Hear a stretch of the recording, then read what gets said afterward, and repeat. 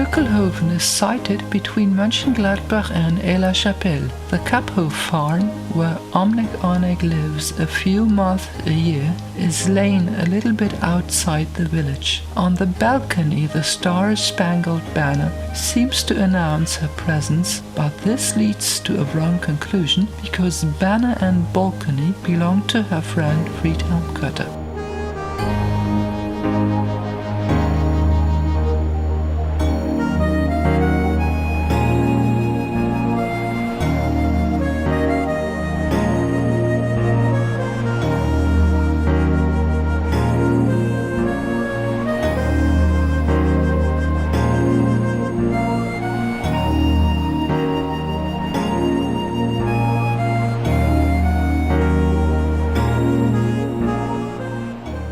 Dear Omnec, the official version of the life circumstances on Venus tells us that Venus is an extremely hot, hell-like planet.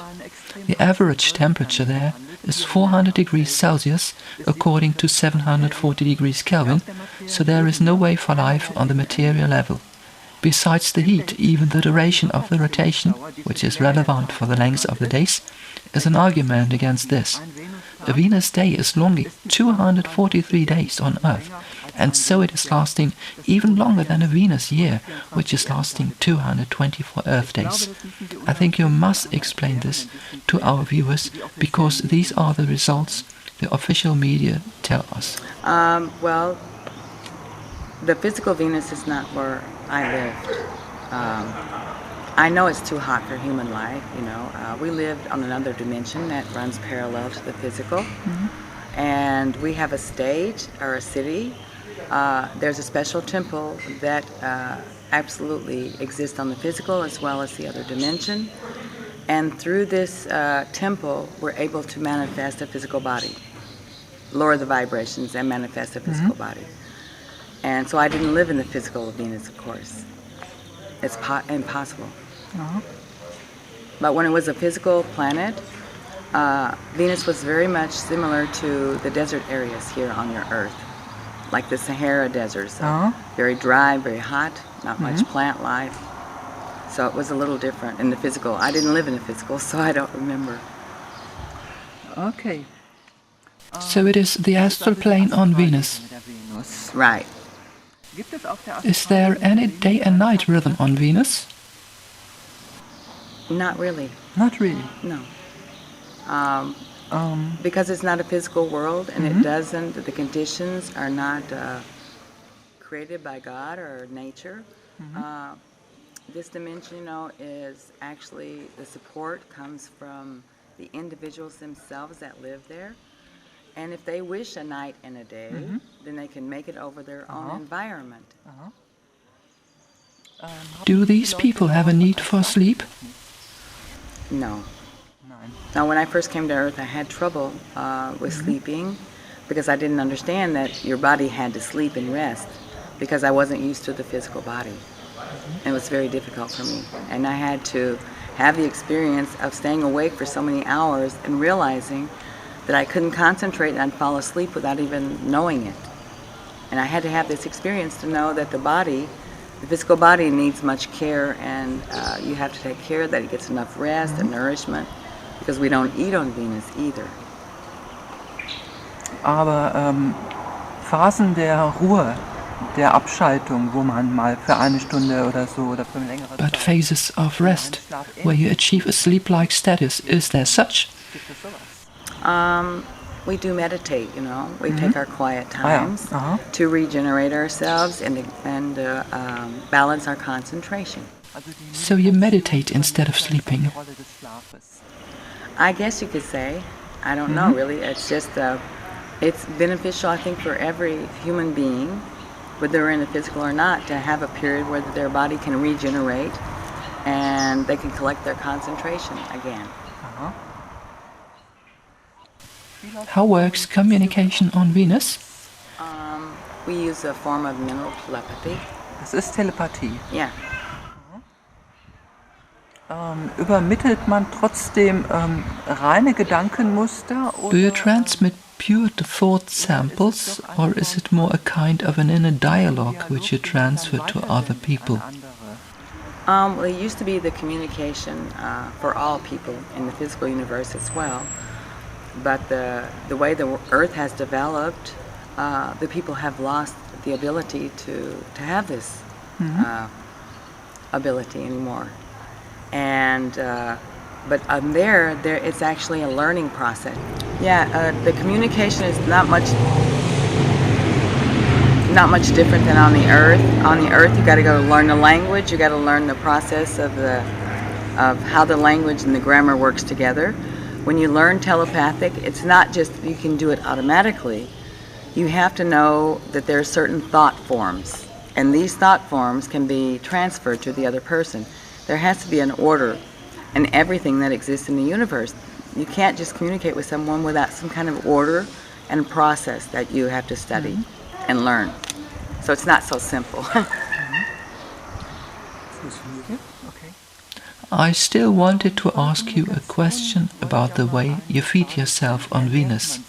Some things which I have read in your book talk about a festivity at which a sucking pig was served to the people there.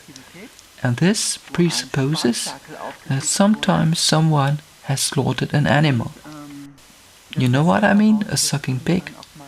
You named it in your book on page 99 as a table decoration for a festivity. And there was also another thing from your childhood on Venus, within the early years of a bird in a golden cage. A bird in a golden cage, you know? Yeah. Well, we manifest these things. These are not real animals. Aha. You have to realize on Venus we don't have animals. Das ist ganz wichtig. This is important to show that people on Venus don't handle animals the way like we do here on Earth. No, of course not. We manifest. We can manifest a pet. Okay. But it's like, okay, the soul volunteers to come and inhabit that body when we create it for a pet or something. There is no soul invited if you're making a pig. It's just a duplicate of the physical. For a party or festive, that's only for the benefit of an earth person, that they can feel comfortable at the banquet. And that they're not judged for eating meat, they're not judged for eating anything. Everything that you eat is your free will. And we decided that we have no right to make a decision for other people, whether it's right or wrong. Is there any necessity to eat something at all? There is this woman named Jess Mohin. She propagates Lightfoot here on Earth. I know, but that's her mission, that's her choice, that's what she does. It's not for me. Okay, but how is it on Venus with that? Do you eat any physical food? No. We absorb energy, and that's the way we survive. We don't have a physical body. We have no need for eating. We don't live in the physical world. So we can absorb the energy from the dimension in which we live. And people on Earth have this energy also flowing through their systems, through the different chakras in the body. So it's no different. The life force and the energy source comes from God. And it flows through every dimension into the physical. And on the astral, because we're a little bit more higher consciousness and higher developed than the people in the physical, we have the ability to take of this energy what we need. And we use this energy, to create our surroundings, our houses, the beautiful things that we desire to have around us. And even children, can manifest clothes for themselves, like a butterfly or a bird or trees and stuff. This is only beauty, and this is only things that we need. We use this energy. And in the physical, I'm teaching people in the workshops how to use this energy and direct it for healing and for I don't know what you call it, the world that we live in. We've done so much damage here in the physical. And I'm teaching people that you can use this energy in the form of your thinking to recreate the earth like it should be. But they have to do it in a group because on the earth, people are not so used to using this energy and focusing it.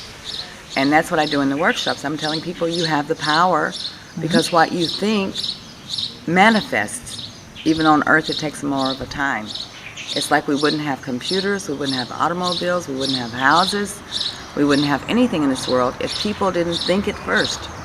It has to be a thought first, and then eventually it becomes a material thing. So everything exists first on a mental plane? Right, exactly. Because the thoughts are the energy that God gave us to create the things that we need in the physical world. What is it about the animals on Venus? Do they exist only as manifestations of the mind, or is there also an animal life on Venus in a similar form like it exists here on Earth? No. If I said, if you manifest an animal for a pet, then we have to ask a soul that is in that stage of development, that's only going to be an animal in the physical anyway, if they will wish to inhabit this pet that we created there. Yeah. It has to be, you can't do it without the permission of the soul. Because the soul is created from God, and the soul will exist in the physical and the animal form as long as it needs for this learning process. And then when this learning process is over, it goes back to the higher dimensions, and it comes back in the physical to manifest what it needs for its next learning process. And so long as this soul is in the other dimension, waiting to come back into the physical as an animal, then we can ask the soul, would you come on a dimension with me and be my pet? And the soul can say yes or no. There's many, many souls, so we have to decide. The soul has to decide. Das heißt, diese so geschaffenen Tiere sind dann sicherlich auch nicht... And these animals are unable to reproduce? No. No, the animals on Earth choose to come into this world for a temporary life, and their lifespan depends on what purpose they serve in the physical. Are they going to be a pet? Are they going to be food? Are they going to be a free animal? There's so many steps of animals that they have to be, the soul has to go through before it can become free from that cycle. Excuse me. Kein Problem. It's very complicated, but this book I gave you explains more of everything. And in the workshops I explain where that God exists in relation to the physical world, how we became souls, how we came into the physical world, how we exist here. The whole workshop is a long process, but it's very necessary for human beings to have a concept and understanding of what they really are, not just a person. And everything that's living is not just a plant or an animal, it's a part of God's creation and a process that's very complicated, but and it's very important that the people have an understanding of these different life forms. Many names like Teutonia or even Odin. Perhaps you know Frank Strange's, who also had a guest named Valiant Thor. Yeah. Here we have the name Like Thorsten or so. of the god Thor. All this reminds of the Germanic mythology. Yeah. Are there any connections to the German, the Scandinavian, or to this mythological world? Yes? Of course. Ja.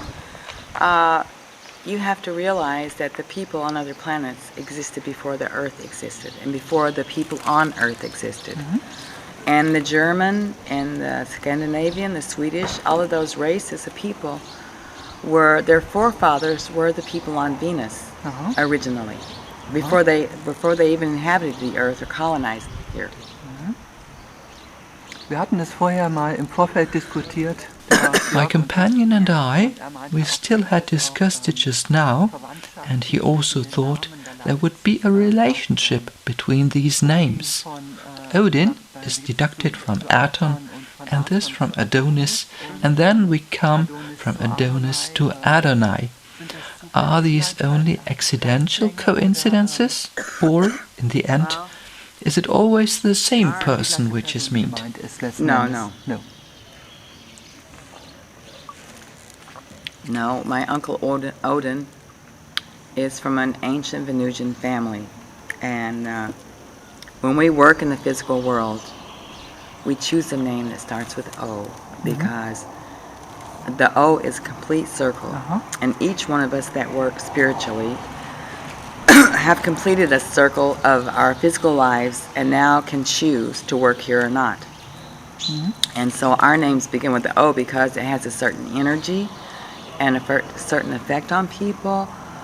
And so this is a spiritually ordained name that when you work in the physical and you're from Venus, you must choose a name that starts with the O.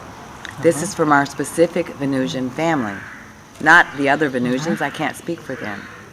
But apparently, Valiant Thor came from the center of Venus, not from the surface or the dimension where I came from, because there's people that live in the central of Venus as well as the Earth. And that's the whole thing. Every planet is hollow inside.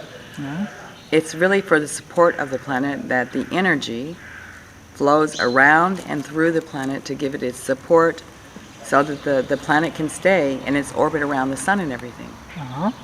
There's an energy flow through the universe that supports and maintains every planet that is in the physical world.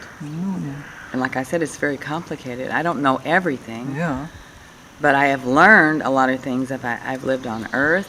My uncle has given me information. Eberhard has information. And so I can do a research and learn more as I live here. Because people ask questions, I don't know everything. I'm not a scientist. I live here on the Earth, and I have a specific mission, and my mission is to give back information and knowledge that was lost to the people on the Earth, and to make them realize that their connection to the other people in this solar system on the planets is actually their heritage, because these people were the first people in this solar system of the human form, and the white, yellow, red, and black, all the people on Earth came from these four races that lived on the four planets older than the Earth, before the Earth was even a planet or even could support life. So this is my mission. My mission is to make that connection and then to give as much spiritual information and understanding about the concept of God and the soul and the essence of human life and physical life, so that people can understand. It's a big mission, but I'm doing the best I can. You just gave me just two wonderful connection points. One is this with the hollow earth. Of course, I know this theory, many will know. The problem which I have with this is the following. There is also volcanism here on Earth. Volcanism. Oh, volcanoes? Volcanoes, of course. Yeah. And these volcanoes are fed by the inner Earth anyway. So I wonder, where do the magma and the lava come from if the Earth is hollow? The process of the Earth, because the core of the Earth is very hot. They call it the inner sun. But that is just the way the planets are physically created. And these volcanoes, so to say, let off some of this energy when there's a buildup of the steam and the pressure within the Earth, and they have to escape somewhere. It's a natural process. And when they erupt, people should have warning and should know that this is very dangerous, but you can't close them down or stop them, because then you would mess up the whole balance of the planet. On every planet, you'll see that they have been earthquakes on other planets as well, because it's a natural process. The pressure must out somewhere. It's like steam to escape, When you have a teapot, you have to have a hole, or it explodes. And when you're cooking food under pressure, and you don't release it very slowly, then it explodes all over the ceiling. It's just the physical, the way things work in the physical. Ich verstehe, was Sie meinen. Well, this is the point. If the Earth is hollow, there cannot be any liquid core at all, because the Earth is hollow. And a hollow body contains nothing. I could imagine, however, that the Earth has this hot core on the physical level, but not on the astral level. This doesn't seem to be a contradiction to me. Could it be so? Kann das so sein? Yeah, everything that exists in the physical world also exists on the astral. There is like a parallel dimension to the physical. And so the astral dimension is just as vast as the physical universes and solar systems. Aha. It's not limited to a certain place. Aha. Because when God created everything, everything is without end, and everything is always in repetition, so in continuum, so that it exists forever. Mhm. And so when you go in the astral, there is many levels even on the astral. It's so complicated that Yeah. it would take a lot of study Yeah. to understand all the different levels. There's lower astral, Aha. which contains some of the entities and ghosts and demons that you Mhm. hear about in scary movies and stories. But these are real entities that don't have a body anymore, and they lurk there on that dimension, waiting for a chance to get into the physical when they're invited by black magic and different things that people don't even know, and they play with this stuff and they think it's fascinating, and they don't realize the dangers that they're putting Earth and the people here, because they're inviting these demons and entities into the physical world. And when they're invited through seances, trying to communicate with them using ancient rituals of black magic and voodoo, whatever, they open up a chance for these entities to come in, even through themselves. They invite them, you know? And this is the problem. They get possessed, and there's so many things and dangers that people, if they realize it, they wouldn't do. And we have a hard time. The Venusians, the other people in the other dimensions, like the Ascended Masters, the people who no longer have to live in the physical, have a difficult time trying to protect the Earth and the people from this kind of stuff, you know? Aha. Because the people have no awareness of what they're doing sometimes. Besteht auch Are there several astral planes even on Venus? Ebenen des Astralen gibt? Yeah, of course. Auch, ne? It's our basic knowledge, you Yeah. know? We learn the whole knowledge of the physical universe, of God, of ourselves as a soul. It's of ourselves when we were in the physical, and the whole way that the development of the Earth has taken place. And the Earth is a very special planet. Otherwise, we wouldn't be here trying to save this Earth and the people. What makes Earth so special? Because there's so many different life forms and physical beings living here from different generations, and we have brought life forms through many centuries before the planet was finished. We were bringing whales and dolphins and different plants and minerals to put on the Earth, because we were creating a beautiful paradise with many diverse lifestyles that work together in harmony to balance and keep this Earth very beautiful, including all the different races of people. And it's a whole process so that the Earth can stay beautiful like it was. And so we don't want to see any destruction on the Earth, because not only is it part of God's creation, but it has a lot to do with efforts of thousands and millions of years, our people too, and other people on the Earth, you know, have done a lot to make this Earth what it is. So we wish to keep it this way, and eventually return it to its original state of beauty and paradise, you know. This would be nice. And we're having a hard time with the technology and stuff that's developing on Earth, and the people's consciousness haven't developed with the technology. So of course there's wars and there's imbalance, and and we have to deal with all this. Yeah. And we're teaching people how to help us on Earth, you know, with their consciousness, with their awareness, by using their energy and doing meditations and focusing on healing this Earth. It's a big process. I think it is important for the people to invest their energy into the right matter.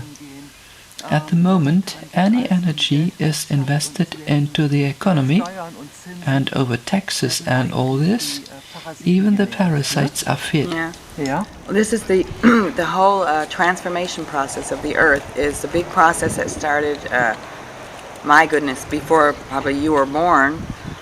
We started putting into action this process of the transformation of the Earth to return the Earth to its natural state.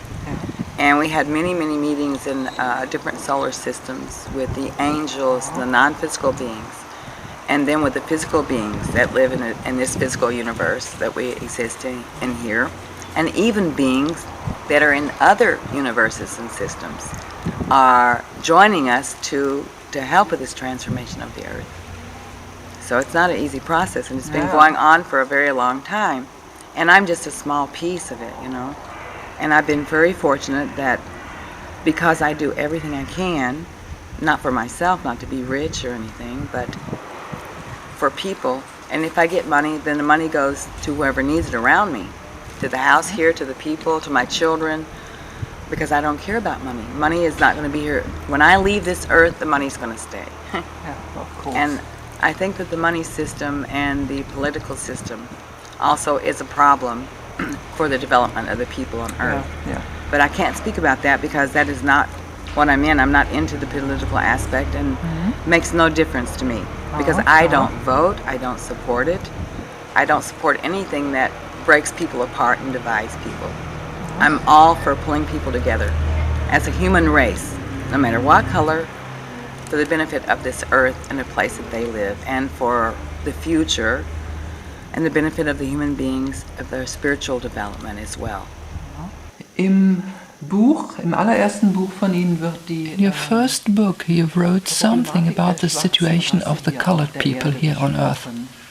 Es wird angedeutet, dass es auch im Kosmos, Even in the cosmos, there seem to be colored races existing there, und da scheinen erhebliche and there are great differences. Well, they're very special, like every human being, you know, every human race. The forefathers of the black people on earth also are doing their part on the earth to educate and reach their people. And they've come on earth for millions of years, and they continue to do so. But they can't live here for a very long period. So, you know, throughout history, you've got so many, in history, black people that had inspirations, and like Martin Luther King in America. He was also a preacher, you know, and a spiritual man. Yeah. And he made this big movement in America for the black people because he knew that that was his mission, is to bring the white race and the black race in America to work together. And he did his part, and he died in the process, of course. And I knew he was going to die. I told my husband, when he goes to Alabama, he'll die there, because I knew it. And I said, because the whole American black people and white people are not at the point yet for this information. And it usually creates violence. And the reactions are always very negative at first, because it takes a while for people to understand and accept, you know, the changes that are taking place in our societies on earth. And it's always turmoil, and people are injured and even die, you know, not just the leader like Martin Luther King, but other beings, because the aggression is instilled in them toward each other, you know, the white and the black in America. And this is a heavy process to overcome, very difficult. I think now it's not a problem anymore because it's established that there's equality no matter what your color. But I grew up in the time when I was a child in the South of America. It was not equality. And there was very much cruelty and suffering that I had to experience, I had to see, you know. But I, as a child, was always saying, no, this is not right. You know, black people, little babies, they're innocent. They have done nothing. And the political views and the aspects of our society is affecting them, and they shouldn't be affected, but they are. And I always said to my grandmother, you know, this is not right. Our church is across the street from a black family, and no black person is allowed to come into church. I didn't understand that. I can imagine this to me. They were Protestants, black church, a white church, and they believed in God, and even the way they worship God was kind of disturbing to me, you know, because they were like the holy rollers, you call them in America, who shout and speak in tongues and fall down, and kind of like a trance. Or to me, it was very frightening. I said, what are they doing? She said, well, they're receiving the Spirit of God, and they're not aware of where they are, and they shout and they jump around and they're speaking. And I said, well, what are they speaking?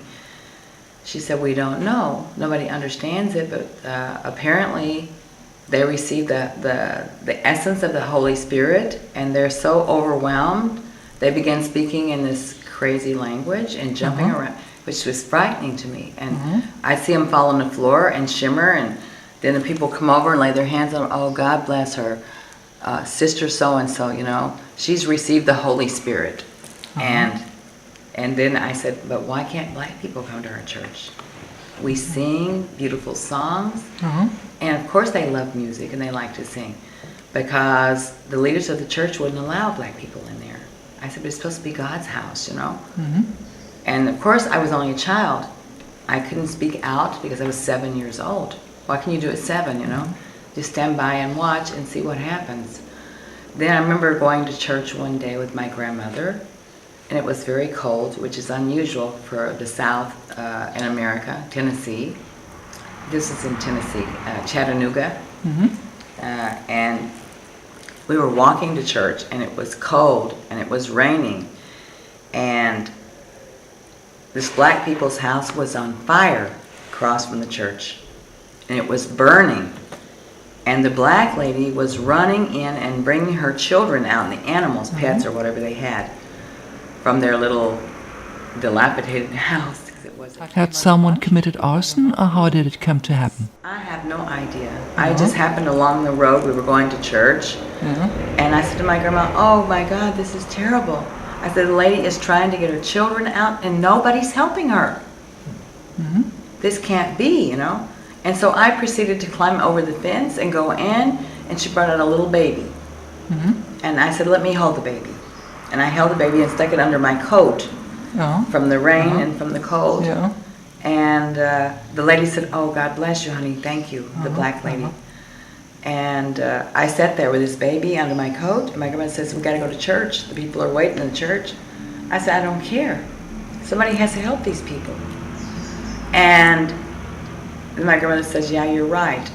And then she had somebody to call the fire department. And the house by then was in flames. And I'm sitting there on the ground, I'm crying, because I'm holding this little baby, and the little baby is frightened. He doesn't know what's going on. And finally, you know, the fire department helped, and they helped. It took the baby away from me. And I went into church, and of course I was late, but my grandmother waited for me. And I didn't understand. I was crying, and the preacher said, what's wrong? I said, my God, these are human beings. And their house is on fire across from the church, and nobody was helping them. I can't understand this. And then I got a lot of criticism, of course, my grandmother's friends in the church and everybody, you know, because I'd helped these people. But I said, it doesn't matter. But in between, a lot has changed. Well, over time, yes, of course. Then there came Martin Luther King, who died, and there was a big riot in Chicago, and it was horrible. And of course, it's in my book, a lot of this stuff. The second book, which Angels Don't Cry, which is my biography of my earth existence here, but it was difficult for me because I didn't have the perception from the people who grew up in this society, and I could not have this hatred or aggression toward a race of people. To me, all human beings are equal, and they're all just as precious, because a soul, I was taught that a soul of any living thing is so precious because it belongs to God. And it was so difficult for me on earth to see the aggression, the anger, the difficulties. I don't have the ability to have these feelings. No aggression, no anger. I'm not an angel. I can become angry if I try to communicate 3 or 4 times and express something to people and they don't listen. You know, like, I need you to do this. You know, this is happening. Can you please help me? After you say it 6 or 7 times, then you have to get very loud with your voice. And I don't like that either. The thing is, a lot of people on earth, they hear what goes on around them, but they don't listen. And they don't really see. and I see and I listen to everything. And if there's a problem, I'm going to do my best to help. Ja. That's my way. Ja. And I don't often get assistance because the people are so caught up in their own thing and they don't focus and really concentrate on what is going on around them all the time. And this is sort of frustrating, you know, when you're here and you can see and listen and experience everything, and you're trying to work hard to bring harmony and peace, and the other people just don't see it and they don't hear it. Because they're so focused on their individual process, and it's natural. I mean, it's normal when you're concentrating on something that you plan to do, that is your day. And in between, I'm always aware of everything as it happens, every second, every moment. And this distresses people around me because they don't have the same perception. For us, it really isn't easy to concentrate, to focus ourselves. Wir müssen uns dafür unheimlich zusammenreißen. Das Right. fällt uns nicht leicht. Exactly. Und es ist einfach auch... This is because we haven't learned it in our childhood. Yeah, I know. Man muss diese Disziplin von Kindesbeinen an mitkriegen. Yeah, and I can understand everything from every person very well. I can understand what's going on individually, what they have experienced as a child. And so it's difficult for me because I can see all this and be aware of all this, but to bring it across to other people is very, very difficult. Ja. And the workshops are very helpful because the people learn through my perception and my view of everything that happens in this world and in daily life, how that I perceive. So they learn my perception. My perception is what they learn to do. They have a perception as a soul, and from the point of view of someone not from this world or these societies. Although I live here and I'm involved in things that go on, I can't focus on everything that's going on in the world because it's overwhelming and distressing, and I can't play a part in the politics, and I can't go to movements for the poor animals that are abused. I can't be a part of it because I have my own mission. And sometimes people are like, you don't care.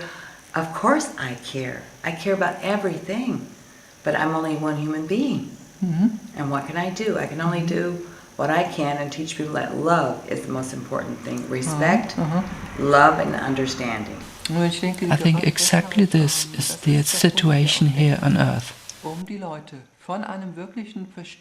To keep the people away from a real understanding, they are confronted with an overflow of junk information.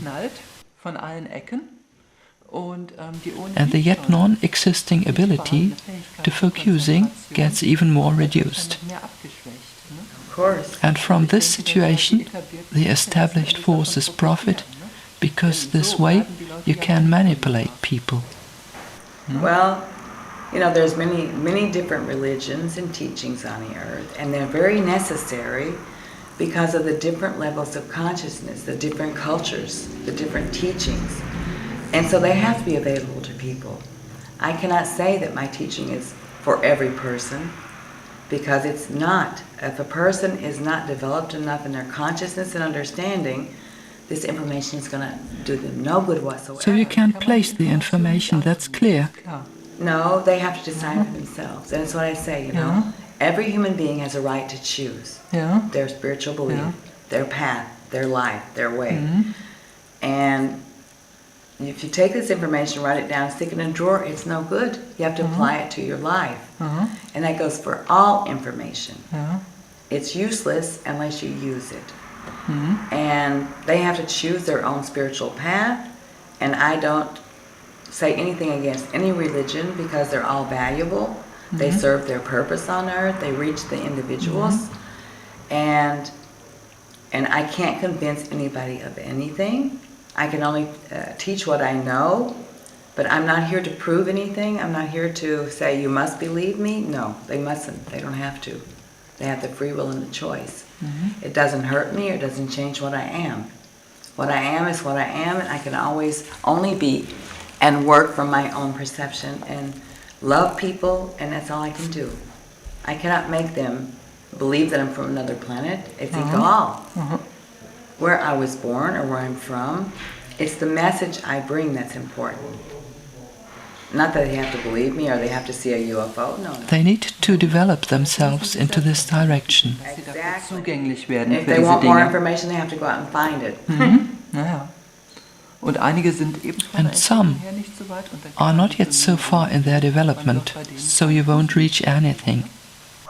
No, because you can't force it. Ja, man kann es nicht erzwingen. Then you create aggression, and I don't want to create any aggression. Ja. I only want understanding. And people get in debates with me on TV, and they have psychologists to prove that what I am, I'm crazy or whatever. And that's their priority. That's how they create their TV interviews and so on. I don't object. I say I have nothing to hide. And I don't object to any kind of close scrutiny of me or my work, because I have nothing to hide. I'm doing the best I can, and I only teach about love, about God, about the good things in life. I don't teach anything bad. I don't convert people, and I don't say that we're the only truth, because truth comes in many forms. And I can only give my perception and my truth that I've been given to bring here. And my truth is ancient, and there's many religions that sprung out of this truth, and those are truths too, on a different level and concepts. And I can only say, but I appreciate people like you give me the opportunity to reach more people, because I can't reach everybody in the world. I don't have a computer, I don't have a TV station or radio station, and like I said, my money goes to support those I love that need it. When I'm here in this house, the people here receive a lot from me because I'm living here at the moment. Ja. And this house was once my house. I established this house. Not my house, but I mean, In earlier days? in the beginning, yes, my friends and I rented this house because we were jamming into a small apartment from one or the other, and there wasn't enough room, and we had guests coming from different places, so we had the idea to rent a big house and work together and live there together. That's how it was established. And that's why my sticker is on the window, because my original idea was to have workshops here. But then I couldn't get a visa from the government to work here and to stay here unless I got married. And I had many offers to get married. People were going to marry me, but you know what? They didn't. I had not the right connection to them. I'm not going to marry someone just for a card, because that's not my way. Ja. This wouldn't have been a proper way. No. If I marry someone, it has to be for love. Ja. I'm not in it for the money. My whole concepts and perception is different than people on earth. I will not marry a man to be rich. I will not marry a man to get my insurance, my health. I will not do that to remain in Germany. I could have married Hildegard even. I found out that, the laws in Germany allow that. It's allowed, ja. But that would be kind of crazy too. Naja. And it would be like, it's like cheating or something to me to do this kind of thing. If I marry a man in Germany, I love him, then if I get my card, fine, I'll live here. Because it is like my second home. But not under pretense of something else. It's not my way. I don't teach that. I teach the truth. And if I can't live by it, then I shouldn't be teaching it. Ach, ich denke, so zwischen zwei Kulturen pendeln, das hat doch auch was, ne? Yeah, my children are in America, my grandkids now. I got one son here, but my children are in different states in America, so I was always going back and forth.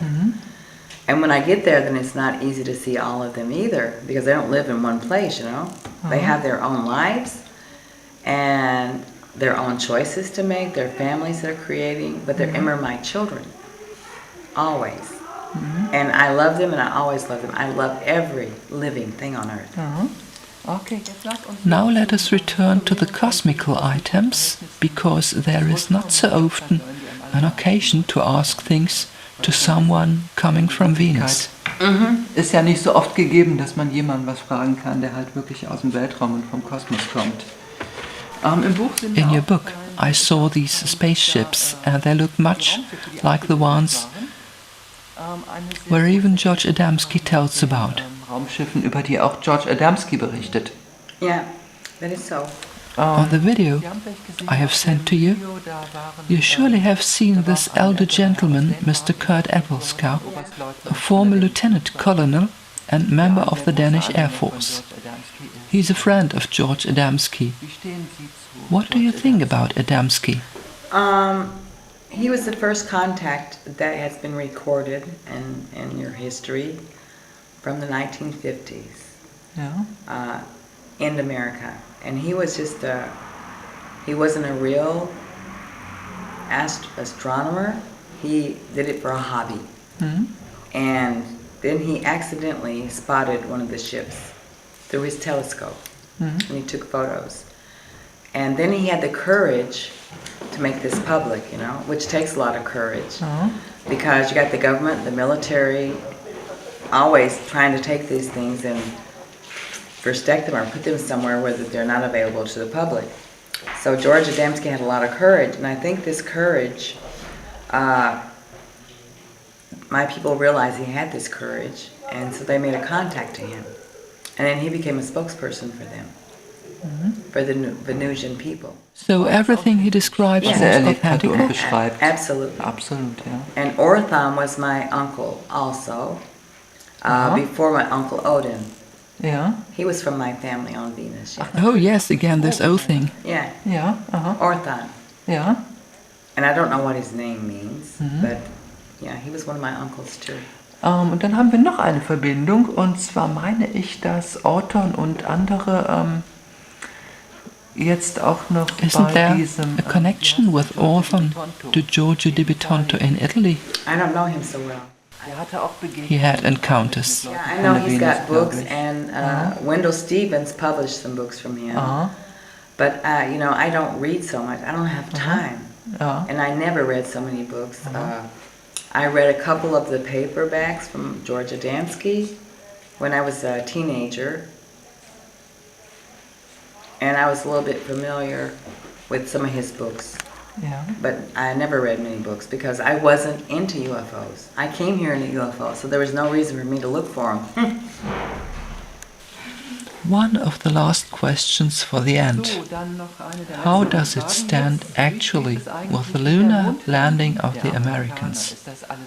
Was all this faked, or did it really happen, like they always would like to make us believe? The original one that was filmed for television was fake.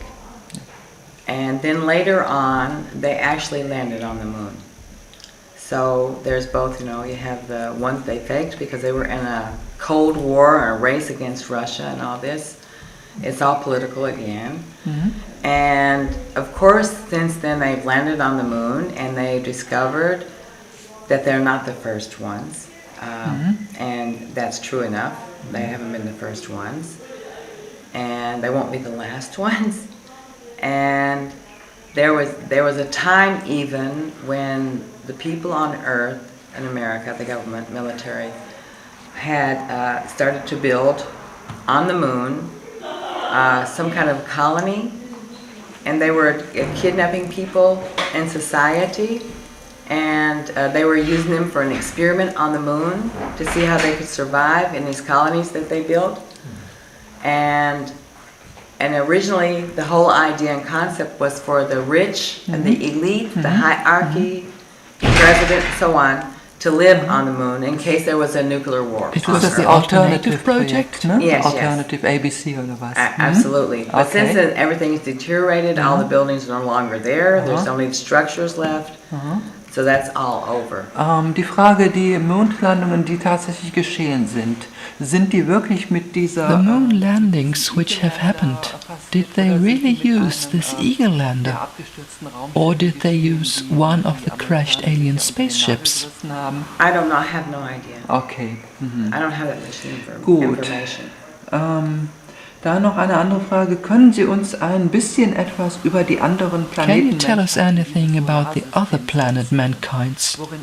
What is the difference between Martians and Saturnians? What information is available?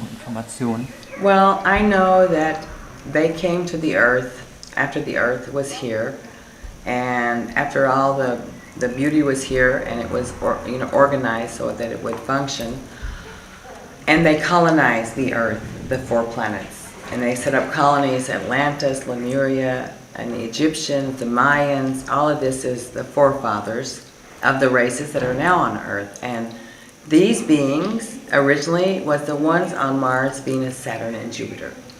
And they came to this system long ago from their own individual galaxies under the direction that they were to bring human being and human life to this solar system.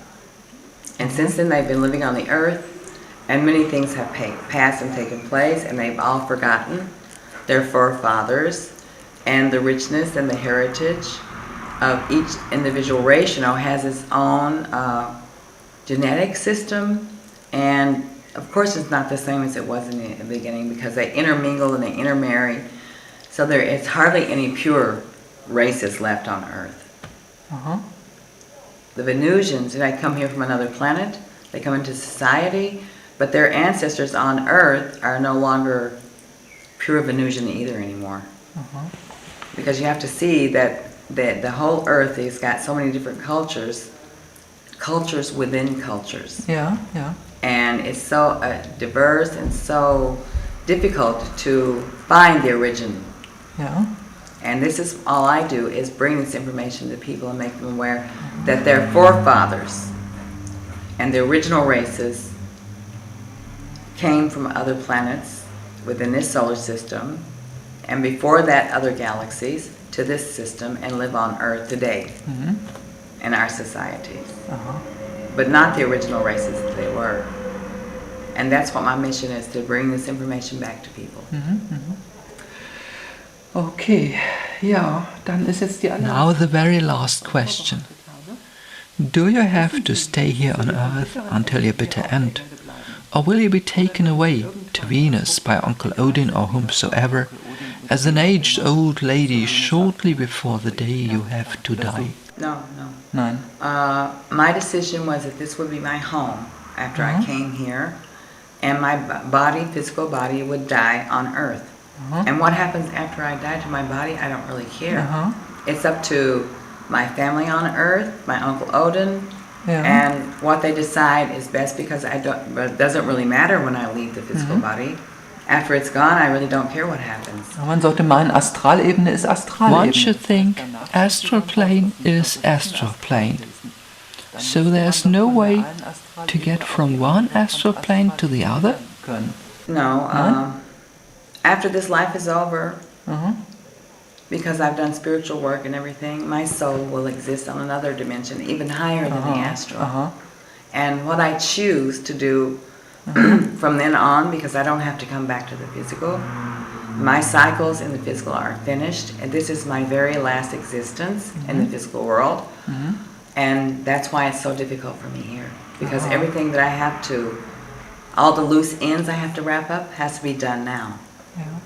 So my life is a little bit hectic, and unexpectedly kind of strange things happen around me.